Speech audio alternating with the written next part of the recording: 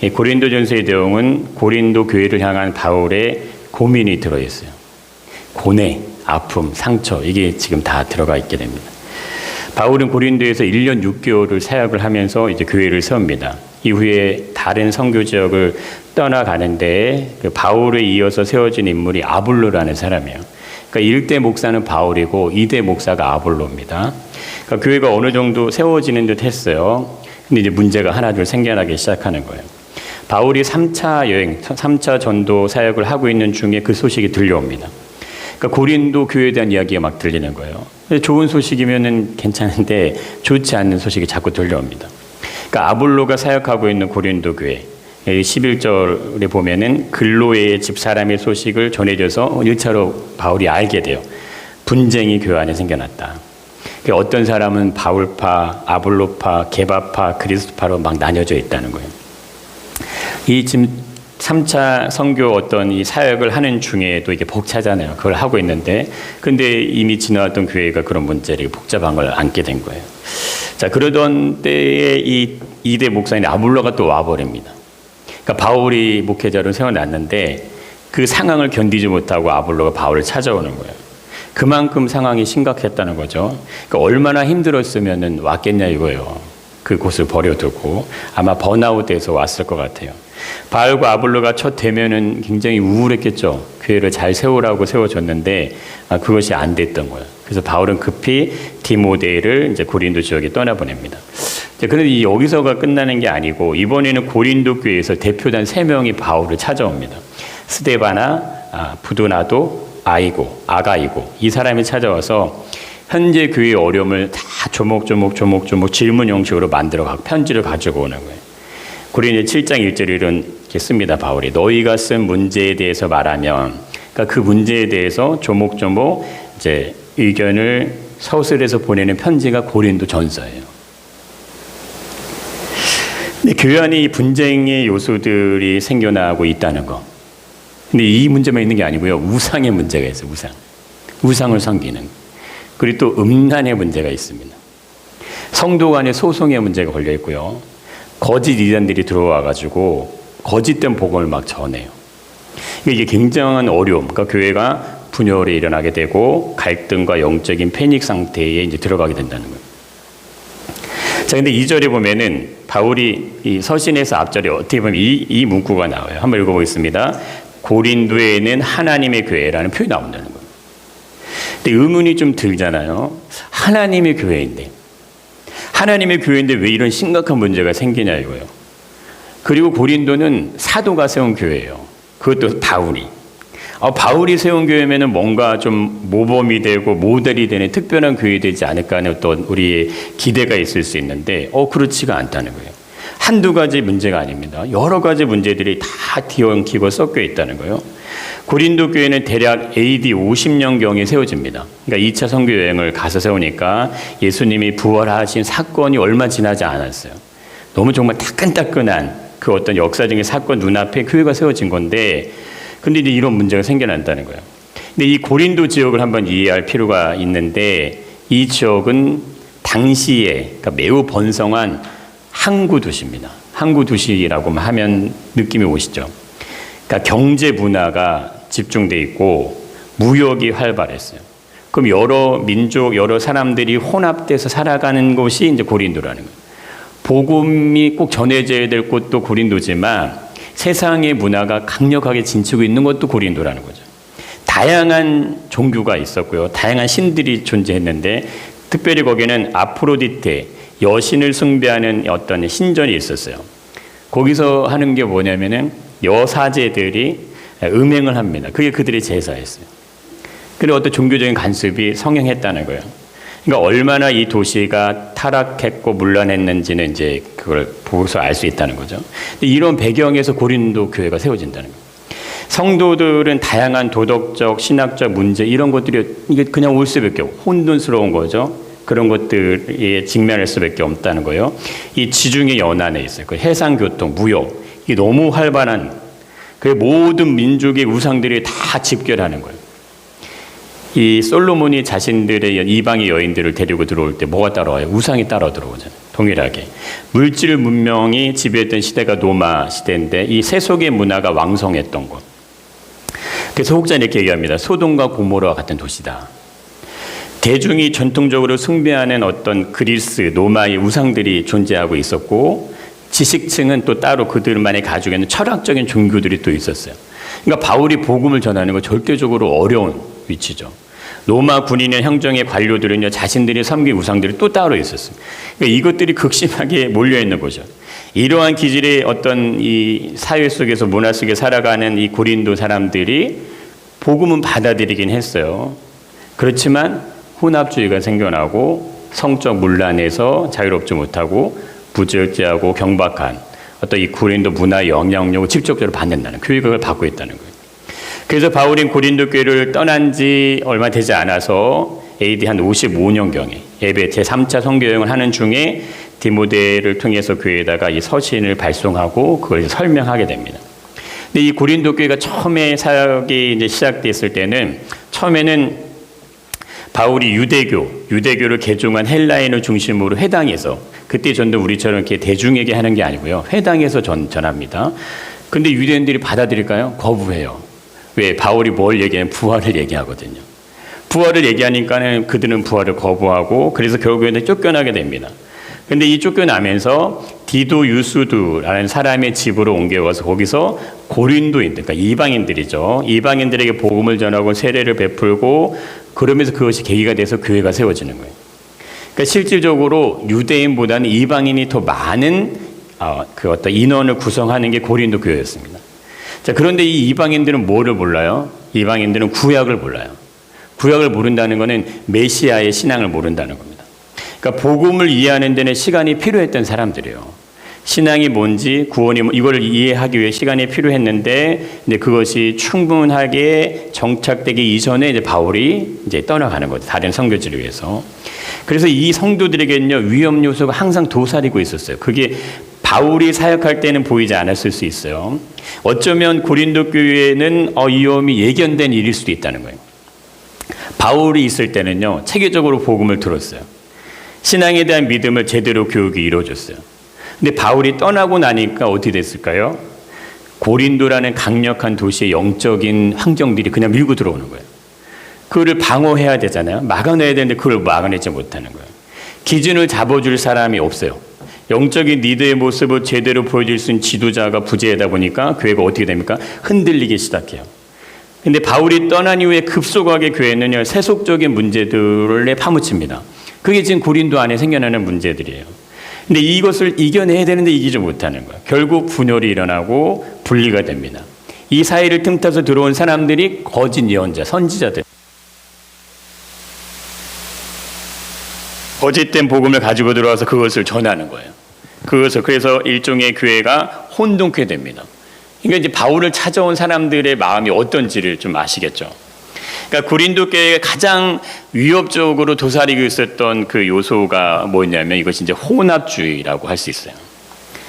시대하고 자신들이 살아가는 이 삶의 환경하고 복음을 구분할 줄 알아야 되는데 이게 구분이 안 되는 겁니다. 그러니까 혼합주의는요, 그래서 굉장히 무서운 거예요. 우리가 이 물컵에 생수를 담아 놓으면 그냥 물과 여기다 소금을 약간 탄 물은요, 외형으로는 구분이 안 됩니다. 그러니까 복음이 그렇다는 거예요. 복음이 교회 안에 이렇게 딱 들어온 이 복음이 세상의 것과 섞여버리면 본래의 맛을 잃어버린다는 거예요. 그러나 육안으로는 분별이 안 돼요. 뭐가 맞고 틀린지 잘 구분이 안 된다는 거예요. 그래서 교회가 어떤 이 번영에 대한 것들을 얘기하기 시작하면서 왕성한 교회 부흥이 일어났는데 지금 어떻게 다시 역으로 교회가 쇠퇴하고 있잖아요. 교회 안에 왜 심각한 문제들이 계속 생겨날까요? 이거는 세상의 기준과 가치가 그냥 그대로 교회 안에 들어와 있기 때문에 이제 그런 문제들이 생겨난다는 거예요. 고린도 교회가 딱 그 모습에 있다는 겁니다. 고린도 교회가 위치한 도시가 매우 타락했는데 상업적인 도시예요. 그러니까 이 물질, 그러니까 오늘날과 같은 이것들 안에서 살아가면서 믿음으로 살아내야 돼요. 그러니까 이것이 절대적으로 쉬운 것이 아니죠. 도시가 가지고 있는 영적인 환경들이 있어요. 내가 느끼지 않아도 이미 내 눈에 보이는 많은 영적인 환경들이 있어요. 타락한 세상의 문화들이 질비하게 있습니다. 근데 그 가운데 믿음을 지켜내야 돼요. 그러려면 어떻게 되냐면 믿음에 대한 견고함이 있어야 되는데 이 뿌리가 잘 내려지지 않은 거예요. 그 고린도 교회는 시대적 환경에 매우 취약한 모습을 이제 가지고 있었던 거죠. 이것이 오늘날 시대도 마찬가지입니다. 교회에 다양한 어려움들이 요소들이 이제 가지고 교회가 있어요. 뉴스나 매스컴을 통해서 보도되는 이런 일들이 많이 있잖아요. 근데 이것이 세상에서 생겨나는 일과 별 다르지 않은 뉴스가 계속 나오잖아요. 근데 그 고린도 교회가 동일했다는 거죠. 예수님이 승천하신 지 얼마 안 됐어요. 그리고 이 교회는 사도가 세웠습니다. 오늘날과 비교하면요, 이게 전혀 다른 차원인데, 그런데 오늘날과 다르지 않은 모습들이 교회 안에 나타나고 있다는 거예요. 그래서 우리 안에 내 삶의 모습을 우리는 늘 점검을 해 보셔야 됩니다. 정말 우리가 주님이 원하시는 그 모습을 잘 가고 있는가? 이게 우리도 모르는 사이에 이 혼합된 것들을 우리가 가지고 있을 수 있다는 거예요.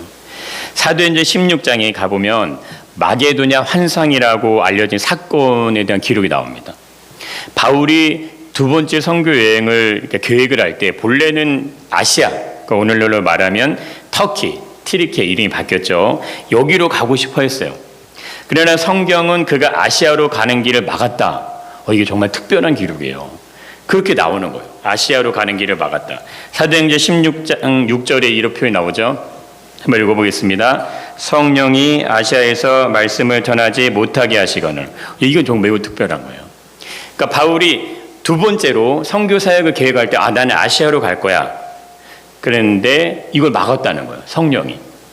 바울과 그의 동역자들이 그쪽으로 가고 싶은 지역에 있는데 복음을 전하려고 했지만 성령이 그들에게 아시아에서 말씀을 전하지 못하겠다. 자, 그들은 그래서 비두니아, 아시아 북쪽으로 가려고 했지만 결국 예수의 영이 그걸 막았었다는 거예요. 그럼 그들이 어떻게 됐을까요? 바울은 어디로 가냐면 환상을 듣고 그 환상이 지시하는 쪽으로 갑니다. 그것이 오늘날의 유럽이에요. 유럽. 한번 읽어보겠습니다. 밤에 환상이 바울에게 보이니 마게도냐 사람 하나가 서서 그에게 청하여 이르되 마게도냐로 건너와서 우리를 도우라 하거늘. 그러니까 마게도냐, 지금으로 얘기하면 유럽 쪽인데 이 유럽으로 와서 우리를 도우라. 이제 이 환상을 보죠. 바울이 이 환상을 이게 하나님의 부르심이다. 이건 내가 마게도냐로 하나님 부르심에 대한 확신을 가지고 그쪽으로 갑니다. 그러니까 마게도냐는 그리스 북부에 위치한 지역에 이제 여기서부터 이제 복음을 타고 올라가는 겁니다. 근데 바울이 이곳에 가면서 복음이 처음으로 이 아시아를 넘어서 유럽으로 가요. 그러니까 이거는 엄청난 사건이죠. 예수 영이 막으셨다는 건 이건 단순한 표현이 아니겠죠. 이건 기독교 역사에 중요한 전환점이 되지만 세계 인류 사회도 중요한 변곡점이 됩니다. 모든 사람은, 모든 인간이 예수를 만나는 것이 인생의 전환점이에요. 태어나서 우리가 어떤 문제를 만나든 어떤 크고 작은 인생의 큰 어떤 좋은 것들을 만나든 가장 놀라운 전환점은 딱 한 번 일어납니다. 죽을 때. 그건 예수님을 만나는 거예요. 그러니까 예수님을 만나지 않고 신앙생활을 하게 되면은 세상의 강력한 문화와 물질 문명 속에서 그냥 영향을 받는다는, 계속해서. 그러니까 내가 믿음 안에 있기는 해요. 내가 교회 안에 들어있긴 한데 그것이 나를 자꾸 침범해 들어온다는 거예요. 그럼 어떻게 됩니까? 복음의 맛을 내지 못하고 어느 때는 세상의 어떤 기준에 쑥 들어왔다가 또 괜찮을 때는 좀 나왔다가 이걸 반복해서 할 수밖에 없다는 거예요. 지금 고린도 교회가 그런 상황이라는 거예요. 복음이 들어가는 나라는 다 살아납니다. 그 민족들은 살아나요. 유럽의 복음이 전해졌던 의미는 이제 앞으로 유럽이 강대한 나라로 세워지게 될 거라. 그걸 이제 얘기해 주는 거예요. 그렇게 세계사는 흘러가죠. 복음이 흘러가는 역사의 줄기가 결국 인류 문명의 역사의 줄기를 타고 가게 되는 거예요. 바울이 유럽으로 간 이유는 명확하게 성령의 인도하심이다 이렇게 설명하죠. 바울에게는 자신의 계획이 있었어요. 근데 하나님께 그 계획을 바꾸셨죠. 이미 바울의 사역에 성령의 인도함을 따라서 가고 있구나. 이제 이걸 보여주는 중요한 일이죠. 우리가 이제 9월, 10월에 작전 기도를 하는 이유들도 여기 있습니다. 성령의 조명하심, 인도하심을 받기 위해서 하는 거예요. 우리의 삶의 인도자는 하나님이십니다. 하나님의 주권, 또 하나님의 영광, 은혜를 온전히 인정하는 사람은 하나님의 선하심을 신뢰하게 된다는 거예요. 아, 하나님이 선하시구나. 그 하나님의 선하심을 믿고 가시는 거예요. 우리에게 나의 계획과 방법과 지혜가 다 있어요. 근데 중요한 것은 우리가 누구를 위해 살 것인가 하는 거죠. 육신을 위해 살고자 하면 그냥 우리의 인생의 계획을 따라 가시면 되는 거고, 만약에 우리가 하나님의 영광을 위해 간다면 하나님의 영의 인도함을 받아야 된다는 거예요. 그럴 수밖에 없는 거죠. 하나님의 감동하심을 통해 뭐가 생겨나요? 우리 안에 먼저가 생겨요. 먼저. 우리 안에 먼저 되는 게 뭐냐? 그것이 그의 나라와 그의 의를 이루는 일로 우리 삶이 사라지게 되면 바울의 삶을 인도하신 어떤 복음의 물줄기, 이걸 바꾸셨던 것처럼 우리의 삶의 방향도 하나님이 인도하신다 이겁니다. 그분이 우리의 삶의 방향을 이끌어 가주신다 이거예요. 바울이 성령의 인도하심을 통해 마게도냐로 가서 세운 교회가 4교회입니다. 그러니까 2차 선교 사역으로 세워진 교회가 4교회인데 빌립보 교회, 데살로니가 교회, 베레아 교회, 그리고 마지막이 고린도 교회. 자, 이것이 이제 2차 선교의 영으로 세워진 교회들인데, 처음 세워진 이 빌립보 교회를 잠시 보시면 환상을 보고 도착해 마게도냐 첫 성이 바로 빌립보였어요. 근데 거기서 이런 일이 있습니다. 거기서 빌립보의 이륜이, 이는 마게도냐 지방의 첫 성이다. 처음으로 도착한 도시죠. 로마의 식민지예요. 자, 이 성의 수일을 머물게 되는데 안식일이 됩니다. 안식일에 기도할 곳이 있을까 해서 문 밖에 나가서 이 모인 여인들이 말을 하는 거예요. 근데 그때 이런 일이 있습니다. 두아디라시에 있는 자색 옷감 장사로서 하나님을 섬기는 누디아. 아, 참 묘하죠. 하나님을 섬기는 누디아라는 여자가 있는데 그 여자가 말을 듣고 있을 때 중요합니다. 주께서 그의 마음을 열었다요. 그러니까 바울은 그냥 말을 전했을 뿐인데 주님이 누디아의 마음을 열어서 바울의 말을 듣게 한다는 거예요. 그러고서 이렇게 행동하죠. 그와 그 집이 다 세례를 받습니다. 바울을 통해 우리에게 청하여 이르되 만일 나를 주 믿는 자로 알거든 내 집에 두어라 묘하라 하고 강건하에 머물게 합니다. 이게 빌립보 교회의 시작이에요. 참 놀랍지 않습니까? 빌립보에서 바울은 처음 모두 누리아 자색옷감 장소 여인을 만나서 그 집안 사람들이 회심하고 그 집에서 교회가 시작된다는 거예요. 보세요. 이것이 우연일까요? 이게 하나님의 인도하심이고 섭리라고 우리는 얘기하죠. 아, 이거 정말 하나님의 인도하심 섭리야. 성령의 인도하심을 따라 행하는 일에서 만남이 있게 되고 교회가 세워지게 됩니다. 자, 그런데 이렇게 순종하게 교회가 세워진다면 우리는 너무 감사하고 행복하고 기쁠 수 있다는 거예요. 자, 그런데 16절에 바로 이어서 어떤 사건이 나오면 이렇게 얘기가 나옵니다. 우리가 기도하는 곳에 가다가 점치는 귀신들이 여중 하나를 만나니 점으로 그 주인에게 큰 유익을 주는 자라. 전도하는 중에. 이것이 우연일까요? 아니면 그냥 어쩌다 걸린 걸까요? 어떻게 생각하십니까? 이 여종으로 인해서 바울과 실라가 어떻게 되냐면은 이렇게 돼요. 상관들이 옷을 찢어 벗기고 매로 치라하여 많이 치네. 이 귀신 들린 여종 예수 그리스도의 이름으로 명할 때 이제 귀신 떠나갑니다. 이 점치는 주인이요 바울을 고발해 버려요. 그래서 결국 이들이 잡혀 들어가요. 그리고 상관들 앞에서 옷을 찢기고 매로 맞게 됩니다. 옷을 찢겼다는 표현을 보시면 그냥 진짜 뭐라고 해요? 사람 취급하지 않는 거죠. 벌거벗은 채로 뭘 맞아요? 몽둥이를 두들겨 맞는 거 다르지 않죠. 마치 예수님이 로마 병사들에게 채찍을 맞는 것처럼 그렇게 매를 맞는다는 거예요. 성령의 인도하심을 따라 마게도냐로 갔어요. 빌립보 교회에 세워지는 것은 순항이 됐습니다. 잘 세워졌어요. 근데 암초가 있죠. 순항에 왔는데 잘 되어지는데 했는데 이게 무슨 일이냐 이거죠. 성령의 인도하심을 통해 순종했는데 왜 고난이 있냐 이거예요.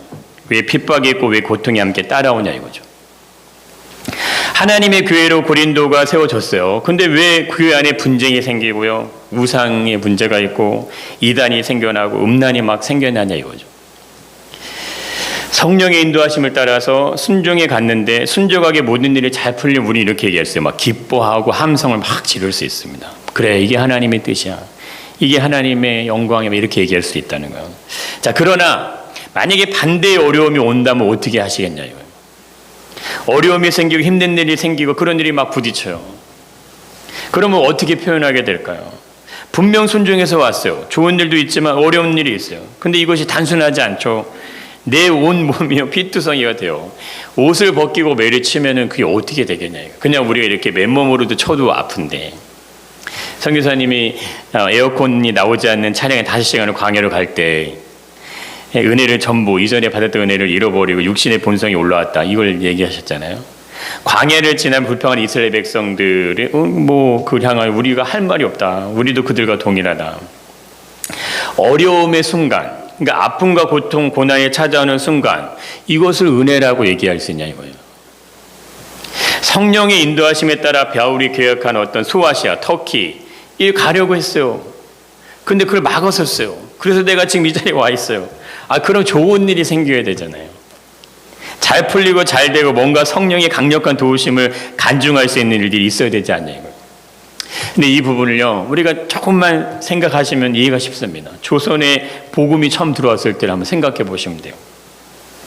누군가는 처음에 뭐예요? 순교의 피를 흘려야 됐어요. 그러니까 조선 땅을 밟기도 전에, 젊음이 꽃피우기도 전에 그냥 목숨을 잃었어요. 대동강이 피바다가 됐어요. 근데 아무도 그를 기억하지 않을 때, 사람들은 복음에 관심이 없었고요, 하나님께 귀 기울이지 않았어요. 근데 복음이 멈춰서지 않았다는 거예요. 조선의 백성들을 찾아서 계속 복음이 밀고 들어옵니다. 근데 처음에 왔던 이 선교사들이 헌신, 어떤 순교, 죽음이 그것을 만들어내요. 그 과정들을. 빌립보 감옥에 갇혀있는 바울의 심라의 심정이 어땠을까 한번 생각해 보세요. 이렇게 나오죠. 많이 친 후에 옥에 가뒀어요. 그냥 이렇게 많이 쳤다고만 나오잖아요. 그러니까 그들의 지금 상태가 어떤지는 설명하지 않아요. 그냥 많이 친 후에 이렇게만 설명하잖아요. 간수의 명하에 든든히 지키라 하니. 이거 누가 썼으면 바울이 쓴 거예요. 바울이 자기 자랑할 것 같으면 어떻게 씁니까? 내가 여기서 맞았던 매에 대해서 상세하게 쓸 수도 있어요. 그러나 그런 걸 다 쓰지 않고 내가 많이 맞고 감옥에 갇혔다. 그가 이러한 명령을 받아 그들을 깊은 옥에 가두죠. 지하 감옥에 가둡니다. 발에 착고를 든든히 채웁니다. 자, 이제 이거 어떻게 해야 되냐 이거. 바울이, 신라가. 근데 놀랍게도 이들이 이렇게 행동하죠. 한번 읽어보겠습니다. 한밤중에 바울과 신라가 기도하고 하나님을 찬송하며 제수들이 듣더라. 자, 이 어떤 마음이었을까 하는 거예요. 아시아로 가려고 했던 계획이 마게도냐로 바뀌면서 온몸이 표토성으로 변합니다. 그것도 지하 감옥, 캄캄한 감옥에 갇혀요. 지금이야 전기가 있지만 그때는 전기가 없잖아요. 이 정도 되면 불평이 나와야죠. 불만이 나오고 불신이 자리해도 되지 않냐요. 하나님, 어찌하여 우리에게 이런 고난을 주십니까? 근데 어찌 이들은 찬송을 하냐 이거예요. 이것이 어떻게 가능할까 하는 거죠. 우리는 어떤 분이 그러시더라고요. 이 성경을 읽다 보니까 너무 기적적인 얘기가 많이 써 있어서 정말 이게 사실이야? 이런 얘기를 하시더라고요. 근데 이 부분도 보세요. 이 바울이 자신의 이야기를 썼는데 자신이 정말 매를 맞고 깊은 감옥에 착고에 채워서 갇혀 있어요. 근데 어떻게 찬송이 나오냐 이거예요.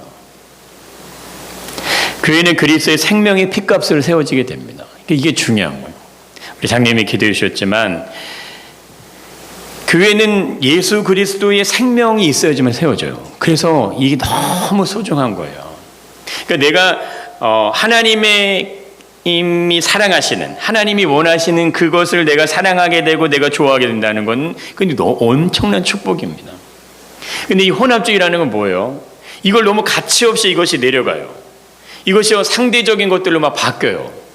그래서 우리 안에 다른 데와 막 비교하고 막 경쟁하고 이런 것들은 자연스럽게 일어난다는 거예요. 근데 이게 아니라는 거예요. 교회는 그러면 무질서해질 수밖에 없고요. 무너져요. 우리가 정치하시는 분들이 지금도 막 미국 대선 때문에 나오지만 서로 뭐예요? 서로 비난한다 이거예요. 저 사람은 저게 장점이에요. 저 사람은 저런 걸 잘해요. 저 사람이 대통령이 된다면 저걸 잘할 것 같아요. 그렇지만 내가 대통령이 되면 난 이걸 잘할 수 있습니다. 이렇게 얘기는 아무도 안 해요. 누구도 그런 얘기 안 해요. 다 허물과 잘못에 대해서 얘기한다. 근데 그것이 교회도 똑같아요. 참 묘하지 않아요? 교회도요 그렇게 한다 이거예요. 이 선거가 오고 정치가 일어나면 똑같이 한다 이거예요. 저분은 훌륭한 목사님이에요. 저분이 감독이 된다면 너무 좋을 것 같아요.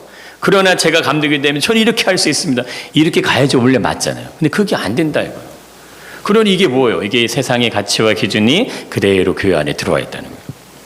그러면 고린도 교회 교인들은요, 가난한 사람들이었어요. 힘이 있지 않았어요. 유능하지도 않고요, 지식이 있지 않아요. 그들은 복음을 받아들이지 않았습니다.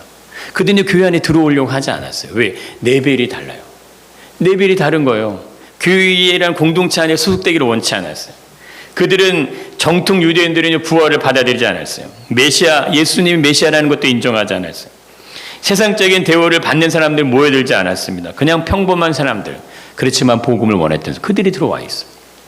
근데 문제가 생겨났습니다. 바울이 마음에 고통이 생길 수밖에 없는, 아픔이 자리할 수 있는 심각한 오류가 교회 안에 생겨났어요. 그럼 보세요. 이 정도 되면은 그냥 신경 쓰지 않아도 되는 거 아니에요? 바울이 선교여행을 통해서 세운 교회가 벌써 몇 개입니까? 근데 바울은 교회를 포기할 수 없었어요. 예수님도 동일한 거예요.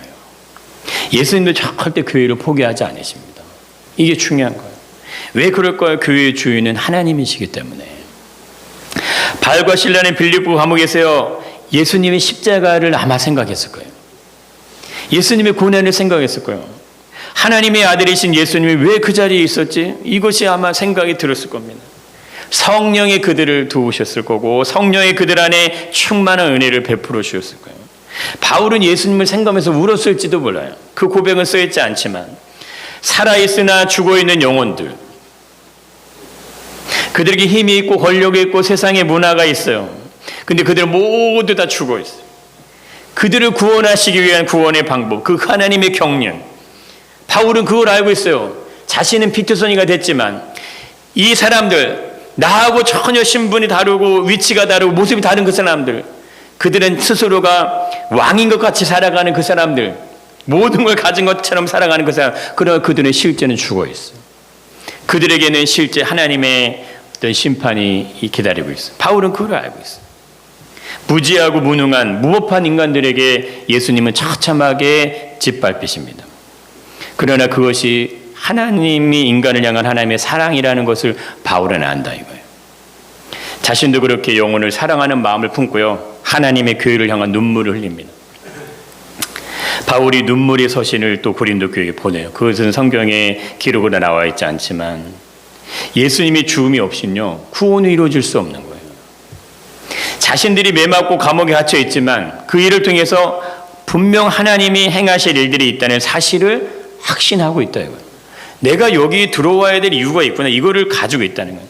그래서 바울과 실라는 차디찬 감옥에서 진짜 자신들의 처지만 생각하면요, 기쁨의 어떤 감사 그런 게 아니죠. 원망과 불신의 눈물이 나올 수밖에 없는데 그곳에서도 노래한다 이거예요. 어쩌면 이것이 교회를 향한 하나님의 마음이지 않을까 하는 거예요. 아무리 상투성인 교회라고 하더라도 하나님의 마음이 그렇다 이거예요. 근데 그렇게 기적이 이제 일어나게 됩니다. 갑자기 지진이 나죠. 옥타가 움직입니다. 문이 열려요. 모든 사람이 매인 게 다 풀어진다. 이 모든 사람들이 매인 게 풀어지면 어떻게 되는 거예요? 죄수들이 다 도망가지 않을까요? 간수가 자다가 깹니다. 옥문이 열려 있어요. 죄수들이 다 도망간 줄 알고 칼을 빼서 자결하려고 해요. 그때 바울이 큰 소리로 얘기합니다. 내 몸을 상하게 하지 말라. 우리가 다 여기 있노라. 그러면 지진이 일어나기 전에 뭐가 있었어요? 예배가 있었잖아요. 그 예배를 누가 드렸어요? 죄수들이 다 같이 드렸어요. 그들은 자신의 입으로 찬양하진 않았지만 바울과 실라가 찬양하는 걸 들었어요.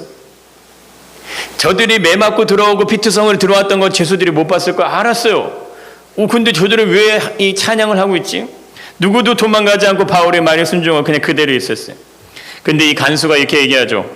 그들 데리고 나갈 선생님, 내가 어떻게 하여야 구원을 받을 수 있습니까? 이때 우리가 아는 유명한 구절이 나옵니다. 이르되 같이 읽어보겠습니다. 주 예수를 믿으라. 그리하면 너와 내 집이 구원을 받으리라 하고. 여러분, 피투성이가 돼서 지하 감옥에 갇혀있는 바울의 입에서 나오는 말이에요. 주 예수를 믿으라. 주의 말씀을 그 사람과 그 집에 있는 모든 사람들에게 전합니다. 이들이 빌립보 교인들이 되는 거예요. 마게도냐를 가는 말씀에 순종에 따라갔을 때 하나님은요, 잃어버린 영혼을 찾아내십니다. 이게 놀라운 거예요. 우리를 찾아내신 하나님. 타락한 온상이 되어버린 어떤 이 세상에서 본질적으로 흐려져 있는 이 교회의 모습이지만 그래도 하나님은 교회를 세워가신다.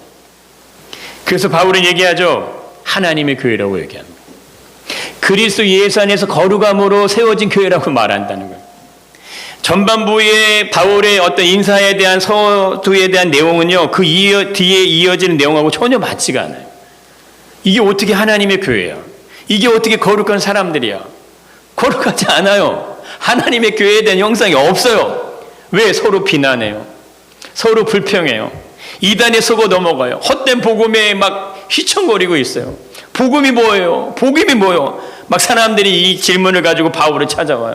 그런데 그들을 향해 바울은 얘기해요. 예수 그리스도의 거룩함으로 옷 입은 자녀들이라고, 하나님의 백성이라고 얘기한다 이겁니다. 세계 각국의 모든 민족이 그냥 이렇게 복음이 전해지고 있어요. 그렇게 하나님의 나라는요, 이어져 완성해 가고 있습니다. 교회가 불완전한 모습을 가지고 있어요. 그러나 복음이 있고 진리가 있고 예수의 생명이 있으면 그것은 하나님의 교회예요. 우리의 삶도 동일한 겁니다. 우리 불완전한 모습이 우리 안에 있어요. 그러나 우리가 가지고 있는 이 모습 이대로에서 예수가 우리를 위해 죽으시는 거예요. 이것이 얼마나 큰 은혜의 영광이냐 이거예요. 우리의 욕심, 우리의 어떤 감정, 우리의 상처, 우리의 아픔, 그것으로 인해서 우리는 올라갔다 내려갔다 넘어졌다, 내가 가지고 있는 어떤 모습에 따라서 위로 올라갔다 내려갔다 막 하시잖아요. 근데 바울을 한번 생각해 보세요. 전혀 자기 자는 없어요. 전혀 불평불만이 없습니다. 오로지 바울의 마음에 있는 건요, 그냥 그 고린도 교회를 향한 이 타오르는 안타까운 마음이에요. 그 한 영혼 한 사람 그들을 향한 이 궁휼한 마음이에요. 이게 누구의 마음이냐 이거예요. 오늘날 우리는 교회를 향해서 이렇게 막 손가락질 할 수 있어요.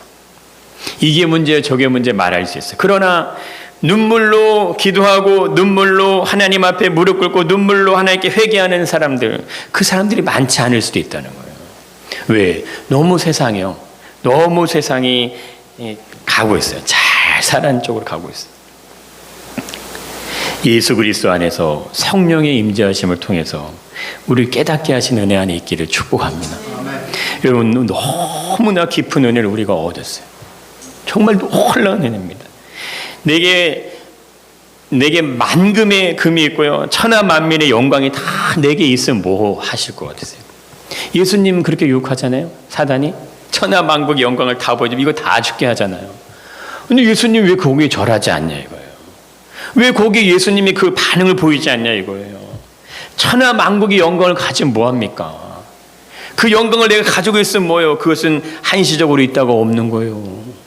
그 한시적으로 있다 없는 걸 예수님이 알고 계신데, 영원한 하나님 나라의 영광의 주인이신 그분이 그곳으로 넘어갈 이유가 없겠죠. 우리의 시각과 우리의 눈도 마찬가지입니다. 이 세상의 강력함 앞에 우리가 이 복음의 은혜 안에서 이것이 분별되지 않으면요, 먹고 사는 이유 때문에 우리는 혼란할 수밖에 없어요. 내 삶의 당장 경제적인 이유들 때문에, 어떤 건강, 어떤 내 노후, 내 삶의 문제들 때문에 우리는 늘 염려하고 근심할 수밖에 없어요. 그러나 그것이 먼저가 아니에요. 그것은 이미 하나님이 우리의 필요를 아신다고 얘기하시잖아요. 이 구하는 건 무엇을 먹을까 마실까 입을까, 이건 이방인들이 구하는 것이라고 예수님도 얘기하시잖아요. 그러므로 너희는 먼저 그의 나라 그 일을 구하라고 말씀하시면서 동시에 얘기해 주세요. 너희의 필요를 하늘에 계신 너희 아버지께서 다 알고 계시다 이거예요. 여러분, 세상을 살아가는 것과 하나님을 믿음으로 살아가는 건 무엇이 더 쉽습니까? 세상을 살아가는 게 훨씬 쉬워요. 왜? 그럼 본능적으로 사시면 돼요. 그냥 내가 살고 싶은 대로 살면 돼요. 내가 원하는 대로 살아가면 돼요. 거기 안에 계획이 있을 수 있고 지혜도 있고요, 방법도 있을 수는 있어요. 그러나 그 인생의 마지막 끝이 어딜 향해 가냐 이거예요. 과연 그것이 우리 인생에 무엇을 남겨주냐 이거예요. 내가 노년이 돼서 내 인생의 죽음 앞에서 내가 섰을 때, 내가 두 손에 쥘 수 있는 게 아무것도 없는데, 내가 가지고 갈 수 있는 게 아무것도 없는데 나는 누구를 위해서 인생을 살았냐 이거예요. 그러나 예수님이 우리의 손을 잡으시기 위해서, 예수님의 품으로 우리를 안아주시기 위해서 예수님이 기다리고 계시다면 그건 다른 거죠. 예수의 죽음은 절대 헛된 죽음이 아니십니다. 그 영광의 죽음의 은혜가 있기 때문에 우리가 예배 자리에 있을 수 있어요. 그 은혜의 충만함을 누리시기를 축복합니다.